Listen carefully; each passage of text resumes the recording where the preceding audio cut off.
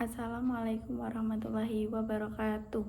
Kami dari kelompok 10 akan mempresentasikan hasil diskusi kami terkait mata kuliah perencanaan sosial yang kami lakukan di Kelurahan Baciro, tepatnya di Kampung Pengok Kidul, RW 04 di RT 26 dan RT 27. Mungkin langsung saja. Perencanaan sosial merupakan proses penyusunan kegiatan yang dilakukan untuk mengarahkan perubahan dalam masyarakat ke arah yang lebih baik. Nah, di sini tujuan dari perencanaan adalah untuk mengatasi masalah sosial dengan memanfaatkan sumber daya yang ada serta keterlibatan aktif dari masyarakat.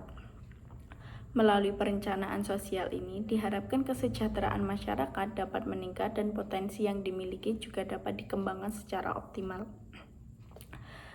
Di sini kita mengambil tempat di RW 04 yang berada di RT 26 dan RW 27 Kampung Pengok Kidul, yang merupakan salah satu kampung yang berada di Kelurahan Baciro, Kecamatan Gondokusuman, Kota Yogyakarta. Nah, kampung ini sendiri memiliki karakteristik yang cukup unik, di mana warganya itu mempunyai latar belakang pendidikan dan pekerjaan yang beragam.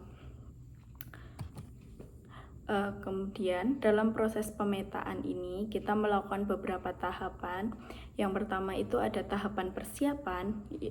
Di sini kelompok kami itu terlebih dahulu menyusun pertanyaan wawancara, kemudian membagi tugas kepada setiap anggota dan menghubungi pihak-pihak yang akan kita lakukan wawancara.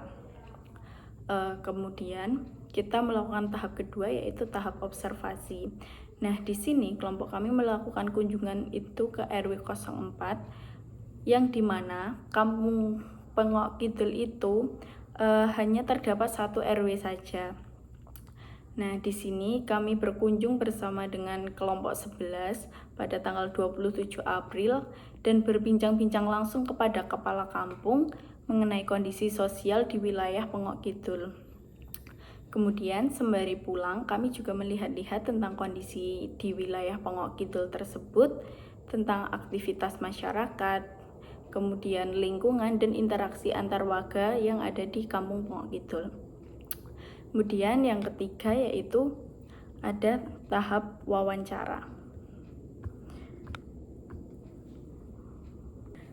Dalam tahap wawancara ini, karena Kampung Pengok Kidul itu ada dua kelompok, jadi kelompok kami itu memutuskan untuk melakukan wawancara kepada Ketua RT 26 dan RW 27, RT 27.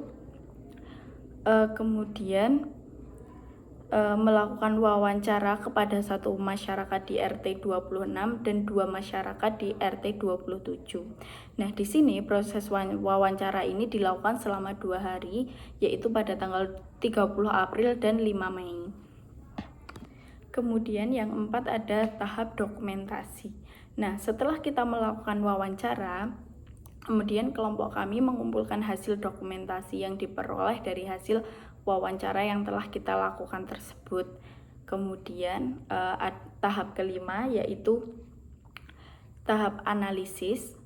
Setelah kami melakukan transkrip dari wawancara yang telah kita lakukan, sekaligus melihat kondisi sosial, pemetaan masalah, stakeholder, potensi dan mitigasi yang ada di Kampung Pengok Kidul tersebut, kita melakukan analisis terhadap hasil wawancara yang telah kita lakukan. Nah, kemudian di tahap ke-6 yaitu peta sosial.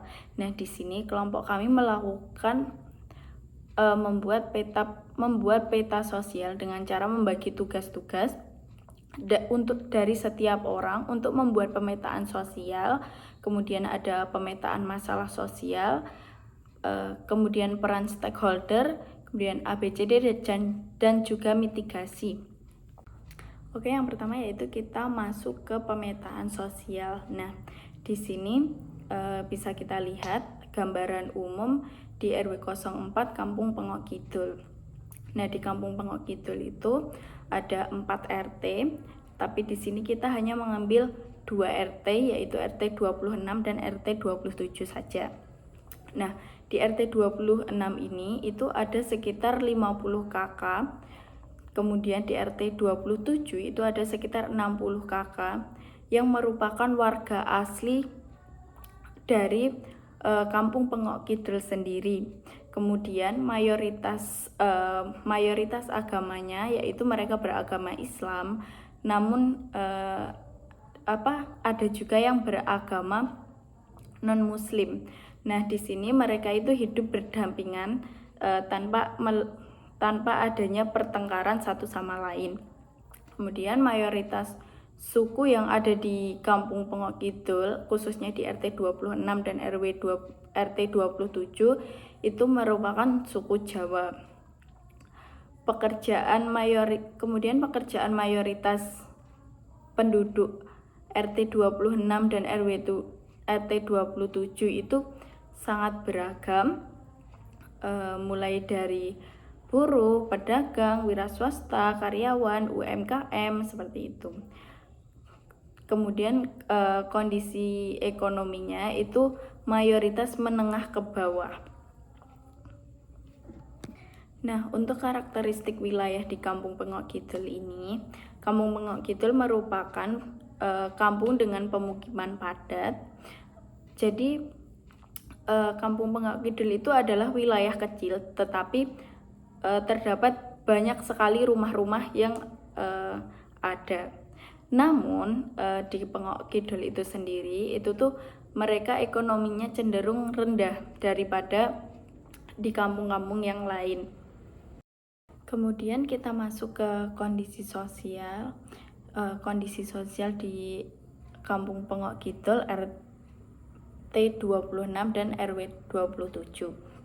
Nah, di RT 26 dan RT 27 itu hubungan antar warganya itu tuh tergolong harmonis dan saling menghargai antara satu sama lain. Kemudian solidaritas yang terjalin di RT 26 dan RT 27 itu cenderung kuat daripada di RT-RT yang lain. Kemudian ada budaya gotong royong dan kebersamaannya itu masih terjaga hingga saat ini, dan komunikasi antar warganya itu berjalan dengan baik antara satu warga dengan warga yang lain. Masuk ke kondisi ekonomi, jadi di RT 26 dan RW 27 itu kondisi ekonomi warganya itu bermacam-macam. Yang pertama ada mata pencahariannya, yaitu mayoritas warganya itu bekerja sebagai pedagang, wira swasta, buruh, karyawan, dan pelaku UMKM. Sebagaimana untuk memperoleh pendapatan dari usaha, sebagian juga ada yang mendapatkan pendapatan dari usaha kos-kosan atau usaha rumahan. Kemudian ada tingkat ekonomi. Kondisi ekonomi masyarakat di Kampung Pengok Kidul, khususnya di RT 26 dan 27 itu tergolong menengah ke bawah hingga kondisi yang menengah. Nah, kemudian sebagian warga itu masih menerima bantuan sosial seperti PKH, CSLU, seperti itu. Kemudian ada UMKM dan usaha warga. Nah, di sini itu di RT 26 dan 27 itu tuh banyak warganya yang memiliki UMKM dan usaha kecil. Itu tuh lebih banyak di RT 26. Contohnya di Kedai Casper itu tuh yang banyak berdagang itu tuh dari warga RT 26 sendiri. Seperti itu. Kemudian terdapat usaha makanan rumahan, jamu tradisional, kemudian ada usaha laundry rumahan, serta usaha pedagangan lainnya yang ada di pinggir-pinggir jalan. Kemudian ada kegiatan dan kelembagaan. Nah, di Kampung Pengok Kidul ini, khususnya di RT 26 dan RT 27, itu ada beberapa kegiatan dan kelembagaan yang mereka lakukan. Yaitu ada yang pertama ada pertemuan RT, yaitu pertemuan rutin warga untuk membahas informasi, program, dan permasalahan lingkungan yang ada di Kampung Pengok Kidul. Kemudian yang kedua ada perkumpulan PKK. Perkumpulan ini merupakan organisasi pemberdayaan perempuan yang aktif dalam kegiatan sosial, pendidikan, kesehatan, dan kesejahteraan dalam keluarga. Nah, yang ketiga yaitu Dasawisma. Nah, Dasawisma ini merupakan kelompok ibu-ibu yang berperan dalam meningkatkan kesejahteraan keluarga dan lingkungan yang ada di Kampung Pengok Kidul, khususnya di RT 26 dan RT 27. Kemudian ada arisan warga. Nah, arisan ini merupakan kegiatan rutin yang dilakukan untuk mempererat tali silaturahmi dan kebersamaan antar anggota warga. Kemudian yang kelima ada pengajian rutin. Nah, kegiatan ini merupakan bentuk kegiatan rutin yang dilakukan sebagai sarana untuk meningkatkan keimanan dan mempererat ukhuwah antar warga yang ada di Kampung Pengok Kidul, khususnya di RT 26 dan RT 27. Kemudian kita akan masuk ke pembahasan selanjutnya, yaitu terkait dengan pemetaan stakeholder yang akan dijelaskan oleh teman saya. Silakan, Mbak. Baik, di sini saya akan mempresentasikan mengenai pemetaan stakeholder, yang dimana pemetaan stakeholder ini adalah sebuah proses identifikasi, analisis, dan penyusunan strategi pelibatan terhadap semua pihak yang memiliki kepentingan dan pengaruh. Nah, untuk stakeholder di Kampung Pengok Kidul ini, khususnya di RT 26 dan 27 ini, yaitu yang pertama adalah kepala kampung, kemudian ada ketua RW dan ketua RT, yaitu mereka menganggap bahwa ketua RW dan ketua RT ini sebagai jembatan penghubung antara kepala kampung dan juga masyarakat. Jadi misal kalau ada apa-apa, masyarakat itu cenderung menghubungi atau cenderung meminta bantuan ke ketua RT dulu, kemudian ketua RT menyampaikan ke ketua RW dan kemudian baru ke ketua kampung, seperti itu. Dan kemudian yang terakhir adalah sesepuh atau tokoh masyarakat di sana, yaitu yang pertama Bu Untung. Itu tepatnya di RT 27 itu ada sesepuh yang bernama Bu Untung. Masyarakat khususnya RT 27 menganggap bahwa Bu Untung ini sangat berpengaruh dalam keberlangsungan Desa Pengok Kidul ini, khususnya di RT 27. Jadi kemarin berdasarkan hasil wawancara kami juga melihat bahwa masyarakat ini cenderung percaya kepada Bu Untung, dan kalau ada apa-apa itu meminta bantuan kepada Bu Untung. Misal kalau ada masalah keluarga atau ada keributan, mereka cenderung meminta mediasi atau meminta arahan dari Bu Untung sendiri. Dan kemudian juga mereka jika membutuhkan bantuan finansial atau membutuhkan bantuan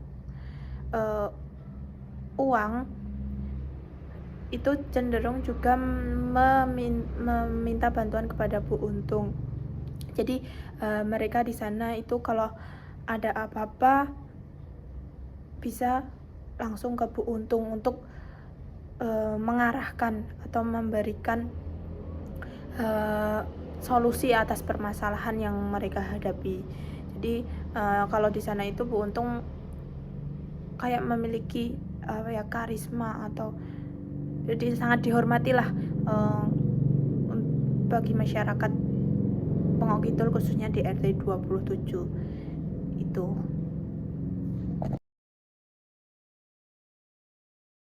ABCD atau Asset Based Community Development, yang merupakan pendekatan pembangunan komunitas yang memusatkan pada kekuatan, potensi, dan aset yang telah dimiliki oleh masyarakat.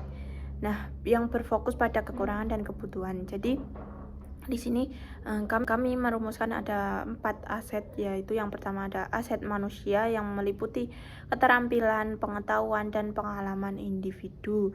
Jadi di Kampung Pengok Kidul, khususnya di RT 26 atau 20 dan 27 ini memiliki keterampilan, yaitu memasak, memasak seperti keterampilan memproduksi sirup jambu, jamu, makanan tradisional seperti onde-onde, utri dan sebagainya. Kemudian ada berdagang maupun seniman. Seniman ini khususnya ada di RT 26, seniman atau pelukis di sana ada.